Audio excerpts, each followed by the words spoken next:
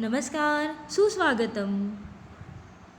BA द्वितीय वर्ष चतुर्थ सत्र ऐच्छिक हिंदी प्रश्न पत्र क्रमांक 7 आधुनिक हिंदी कविता के अंतर्गत गत तासिका में हमने जयशंकर प्रसाद द्वारा रचित आंसू इस कविता को आरंभ करने से पहले रचनाकार जयशंकर प्रसाद के व्यक्तित्व तथा उनके साहित्यिक योगदान के विषय में विस्तार से चर्चा की है। आज हम प्रत्यक्ष रूप से जयशंकर प्रसाद द्वारा लिखित आंसू इस कविता की ओर बढ़ेंगे। प्रसाद द्वारा लिखित आंसू हिंदी का एक उत्कृष्ट विरह काव्य है। इस कविता में कवि ने प्रेम, सौंदर्य, वियोग की व्यक्तिगत अनुभूति को चित्रित किया है। प्रसाद के व्यक्तित्व के विषय में जब हम चर्चा कर रहे थे तब इस बात का उल्लेख हमने किया था कि जयशंकर प्रसाद को अपने माता, बड़े भाई तथा पत्नी के असमय निधन का दुख सहना पड़ा था। इस कविता के केंद्र में भी कवि ने अपनी इस व्यक्तिगत अनुभूति को अभिव्यक्ति प्रदान की है। कविता के आरंभ में ही कवि के मन में उठने वाली करुण भावनाओं की अभिव्यक्ति स्पष्ट रूप से देखी जा सकती है। कविता के आरंभ में प्रसाद लिखते हैं कि इस करुणा कलित हृदय में अब विकल रागिनी बजती, क्यों हाहाकार स्वरों में वेदना असीम गरजती। अर्थात कवि के हृदय में पूर्ण रूप से दुख तथा पीड़ा का ही भाव है, जिसकी अभिव्यक्ति वे इस कविता के आरंभ में करते हुए दिखाई दे रहे हैं। उन्हें अब कुछ विस्मृत सी बातें याद आने लगी हैं। उनके मन में अनेकों प्रश्न उभर रहे हैं, किंतु उन प्रश्नों का कोई भी सटीक उत्तर उन्हें नहीं मिल पा रहा है। वे कहते हैं, मानस सागर के तट पर क्यों लोल लहर की घाते, कल कल ध्वनि से है कहती कुछ विस्मृत बीती बातें। आती है शून्य क्षितिज से क्यों लौट प्रतिध्वनि मेरी, टकराती बिलखाती सी पगली सी देती फेरी। क्यों व्यथित व्योम गंगा सी छिटका कर दोनों छोरे, चेतना तरजीनी मेरी लेती है मृदुल हिलोरे। बस गई एक बस्ती है स्मृतियों की इस हृदय में, नक्षत्र लोक फैला है जैसे इस नील निलय में। शून्य क्षितिज की प्रतिध्वनि ही उनकी ओर लौट कर आ रही है। ये सभी अतीत की स्मृतियाँ महामिलन के अवशेष भर रह गए हैं। जब प्रिय से कवि का समागम हुआ था, प्रेम के सागर में आज मानो बरबस ही बाढ़ ज्वाला जाग उठी है।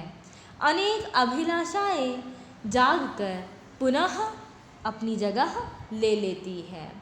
उस संदर्भ में कवि कहते हैं, मादक थी मोहमयी थी मन बहलाने की क्रीड़ा, अब हृदय हिला देता है वह मधुर प्रेम की पीड़ा। शीतल ज्वाला जलती है ईंधन होता छग जल का, यह व्यर्थ सांस चल चल कर करती है काम अनल का। इस पीड़ा से, इस दुख से भरे हृदय में निरंतर एक अग्नि जलती है, जिसके लिए ईंधन के रूप में दोनों नेत्रों से बहने वाले अश्रु कार्य कर रहे हैं। अर्थात हृदय में वियोग का, पीड़ा का भाव यहाँ पर उभर रहा है। इस कविता का आधार ही असीम है, जिसके मिलन सुख की स्मृति ने कवि के हृदय में वेदना की सृष्टि की है। कवि के हृदय में अपने प्रिय की स्मृतियों की एक बस्ती ही बस गई है। उनके हृदय में विरह की अग्नि जल रही है। कवि अपने प्रेम को याद कर रहे हैं, कि जिस प्रकार समुद्र के मध्य बड़वाग्नि सुप्त रहती है, उसी प्रकार उसके प्रणय सिंधु के तल में भी विरह की अग्नि छिपी हुई है। कवि को अपनी प्रेयसी याद आ रही है और अपने बीते हुए प्रेम प्रसंगों को पुनः स्मरण कर वे कह रहे हैं कि मादक थी, मोहमयी थी, मन बहलाने की क्रीड़ा, अब हृदय हिला देती है वह मधुर प्रेम की पीड़ा। कवि के मन में प्रिय मिलन की अभिलाषाएं रह रहकर जागृत हो रही है, किंतु उसी क्षण सोई हुई व्यथा भी जाग पड़ती है। जिस प्रकार से आकाश घनीभूत होकर जल बिंदुओं की वर्षा करता है, उसी प्रकार से कवि की चेतना की आकाश भर पर भी अपने बीते हुए जीवन की स्मृतियाँ आकर रुक जाती है और वह घनीभूत पीड़ा कवि के मन को व्यथित, दुखी कर देती है तथा जीवन की विषम परिस्थितियों में उसकी वेदना का यह मेघ आंसुओं की धारा के रूप में बरस पड़ता है।